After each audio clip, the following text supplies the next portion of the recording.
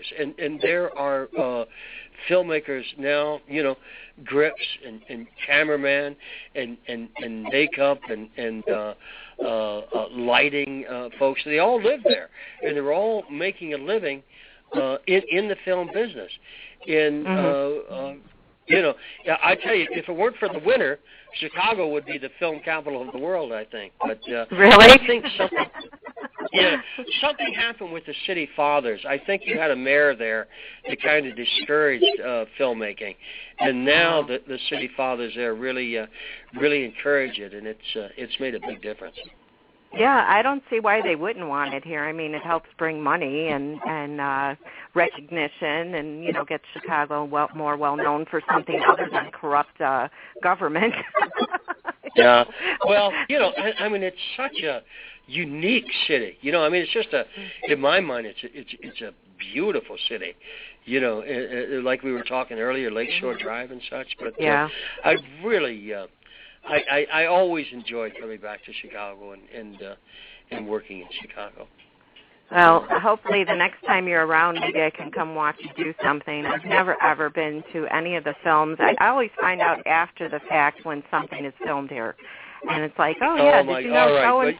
Listen, we'll exchange numbers or something, but absolutely. And I'm sure I'll be in Chicago before summer shooting something. And I'm gonna drag you down there to the set, okay? No, thank you. I appreciate that. I'd love that. Have fun. Well, I'll show you I know off, it. Okay. Yeah. Thank you. Another film that caught my eye was Doonby. Now, isn't Robert Zadar in that one too? No, that's the one that Robert Davi is in it. And, okay. Yeah, and gosh, we got a great cast in there. Maybe my wife can help me out. Connie, who's that gal that played my wife in Doonby? The beautiful, wonderful Jennifer O'Neill from Summer of '42. Oh, yes. Yeah, she plays my wife. And John, I'm terrible with names. John Schneider of the Dukes of Hazzard plays the lead. Robert Davi, Jan Golson, Will Wallace, myself. Yeah, it's a wow. It's just a real feel-good film. It's been compared to It's a Wonderful Life.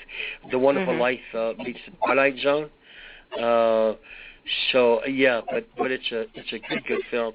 And of course I played the bad guy, but somebody's got to do it, Yeah, right. That's funny. But it just looks really interesting, and what a wonderful cast. Yeah, and we shot it in Smithville, Texas, where it's like one of those cities that are just out of a dream. It has the distinction of having the most shade trees of any city in Texas, I guess. They have in the center of town, they have a giant gingerbread cookie man. I mean, it's just that kind of town that it's like it's like the ideal place where you wanted to raise your children. I really it was hard for me to leave Smithville. Did you ever see the Twilight Zone Willoughby?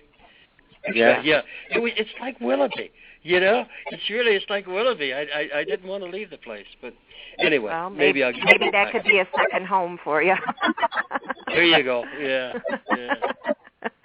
Now, you're talking to your wife, and I heard that she's produced a new show called All Things Catholic, and you're the host of it.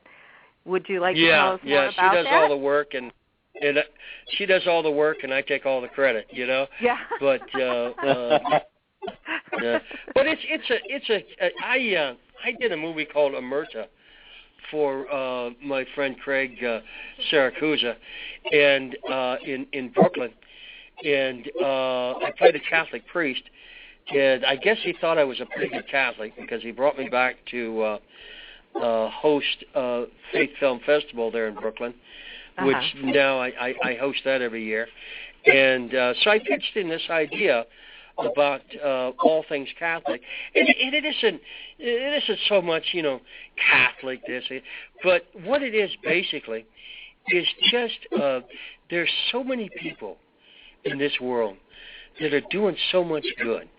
They're out there just helping their neighbor, just giving of themselves totally, and not expecting any thanks for it.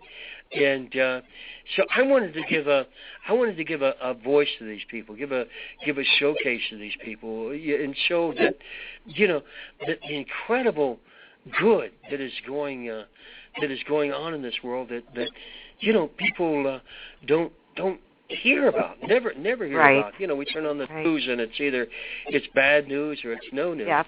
But you know, because it's a Catholic network, so you know, all things Catholic. But it's you know, Pam, being an actor, I kind of came late to the table on this, but I realized the incredible power that film has and the incredible reach that film has. You know, I mean, you guys are bringing up some films that, you know, that I'd forgotten about long ago, and yet someplace they live on, someplace people are watching them, you know. And I think, God, the things that I do, you know, they have influence, and so I want to be an influence for good. I want to be a positive force in this planet, in this world. And this is something that, you know, as you get older, you kind of you get more of a profound realization. And I've become more particular about the films that I do. You know, I won't do horror for horror's sake, you know, or for you know, blood and gore sake, you know, because I think they're inherently I don't know, I'm not saying that they're evil, but they don't bring any good to the world, you know. And I don't think that the people that are watching these movies are going to get any positive influence from it. So I you know, I think and I wish I had come to this realization earlier in my life, but it's better late than never, right? Exactly. And I want to thank you and your wife for doing this project because I think it's wonderful.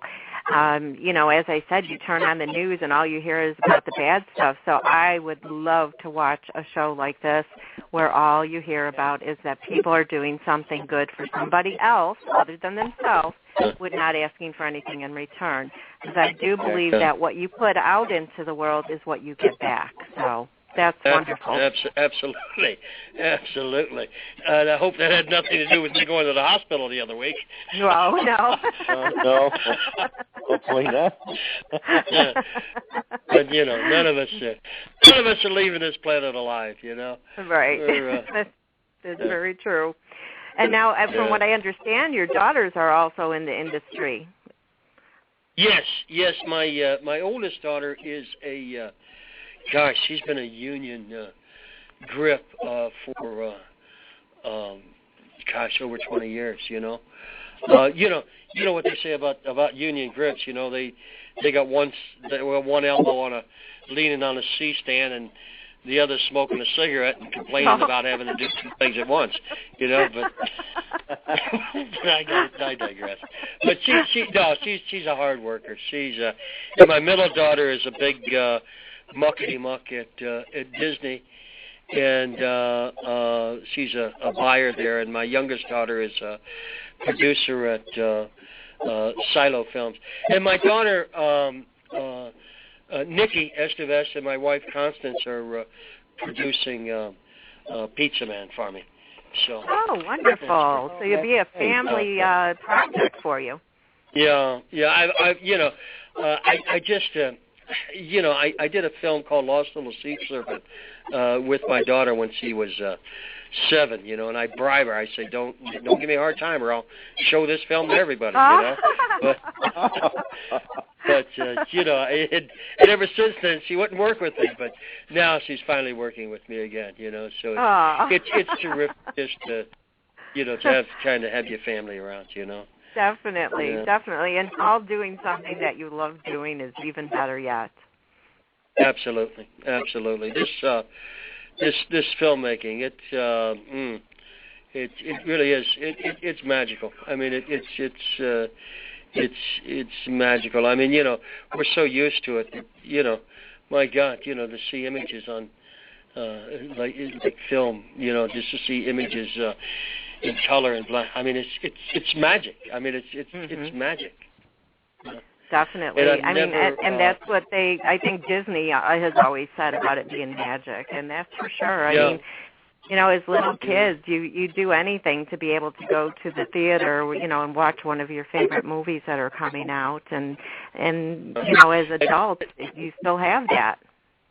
Yeah, and just still to be able to get lost in it, you know, and I still have that awe when I you know, one of my favorite films was Pinocchio. My daughter just got back from overseas, and she brought me Pinocchio.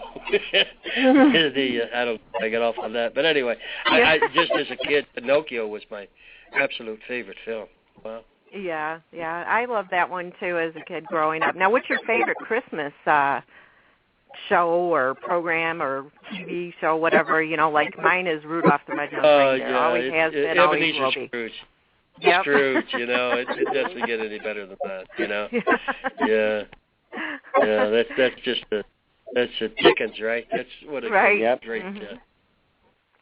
what a great tale. Yeah, and I think there's a lot of truth in that because you know there's a lot of magic in Christmas. It's oh yeah, you got to have it in you, otherwise it's just another day. Yeah, and my goodness. Doesn't Chicago really dress itself up for Christmas? Downtown Chicago is just absolutely beautiful. Yes, and that's one of my greatest memories of my grandmother, spending time with my grandmother. She would take us every single year as kids downtown to see it all dressed up and, you know, look at all the different lights and the window dressings and things like that. That was always one of my favorites. Yeah. So did you take your children down there?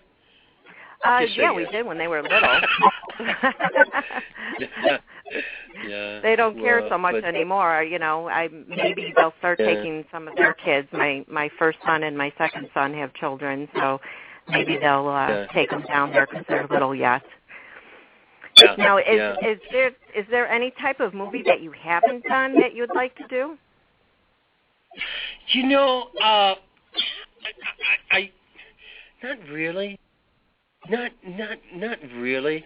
You know, and people have asked me that before. Is there a part that you want to play that you haven't played? You know, every part is different. Every part is special. You know, I feel like I have you know, 1,000 little people that live in me. Just and depending on the script, you know, one of them jumps out and takes a hold of that script and runs with it. No, I'm pretty. By gosh, this year I was doing a movie. I got to play God, for goodness sakes. Oh, did you? Wow, you know. You can imagine how much fun that was, you know. Oh yeah. But, I bet. Yeah, but you know, not really. You know, I would like to do scripts that have more profundities, that have more nuance, that have something to say, rather than being commercial. You know, one of my greatest. I don't know if you ever heard of the movie My Dinner with Andre. Marvelous movie. Just two people talking in a restaurant. I love to do films like this. This little thing I'm doing that my wife's producing, that Ed Asner and I are doing, Pizza Man. You know, because it speaks about the world and about love and loneliness and